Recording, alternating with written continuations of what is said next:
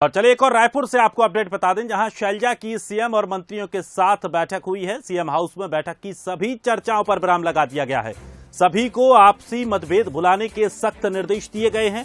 मनमुटाव को भी खत्म करने के निर्देश दिए गए हैं। राजीव गांधी की पुण्यतिथि पर बड़े कार्यक्रम का आयोजन किया जाएगा। संगठन और सरकार के स्तर पर यह कार्यक्रम होगा। संगठन और सरकार में किसी भी तरह का कोई फेरबदल नहीं होगा। जिस तरह की जो चर्चाएं सामने आई थी, उन चर्चाओं पर अब विराम लगा दिया गया है।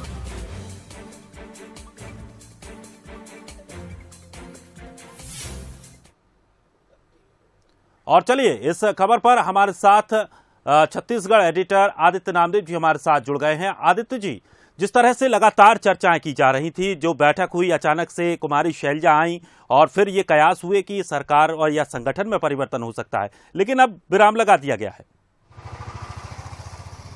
देखिए, सुबह से चर्चा थी रुद्र गुरु को हटाया जा सकता है, सुबह से चर्चा थी जय सिंह अग्रवाल को बदला जा सकता है, सुबह से चर्चा थी कि मोहन मरकाम अपनी प्रदेश अध्यक्ष वाली गाड़ी में क्यों नहीं घूम रहे हैं। आज दूसरी गाड़ी क्यों ले रहे हैं? क्या मोहन मरकाम मंत्री बनने वाले और प्रदेश अध्यक्ष के तौर पर कांकेर से जो विधायक है शिशुपाल सोरी, क्या वो सामने आ रहे हैं? ये तमाम वो कयासों का दौर था जो सुबह से ही घूम रहा था। और अचानक शैलजा जी का जो दौरा हुआ, हालांकि ये दौरा तय था, लेकिन चूंकि टीएस सिंहदेव को ऑस्ट्रेलिया जाना था 18 तारीख को, इसलिए दौरा पहले कर दिया गया और अचानक आज सुबह शैलजा जी पहुंच गई। अब उस बैठक में हुआ क्या? बैठक में बहुत साफ किया गया है ईडी की जो कार्रवाइयां चल रही है और आने वाले समय में जो, चूंकि कर्नाटक में जिस तरह से कांग्रेस की जीत हुई है, बीजेपी की हार हुई है, कर्नाटक चुनाव के बाद ईडी जो है और एग्रेसिवली छत्तीसगढ़ में बड़ी कार्रवाइयों को अंजाम दे सकती है। उस समय सरकार का क्या रुख होगा, मंत्रियों का क्या रुख होगा, इस पर बात हुई। दूसरी महत्वपूर्ण चर्चा, आपसी जितने भी मतभेद और मनमुटाव हैं उसको तत्काल खत्म करने के सख्त निर्देश शैलजा जी ने दिए हैं। कुछ मंत्रियों की आपस में नहीं जमती, कुछ मंत्रियों की सरकार से नहीं जमती, कुछ मंत्रियों की संगठन और सरकार दोनों से नहीं जमती।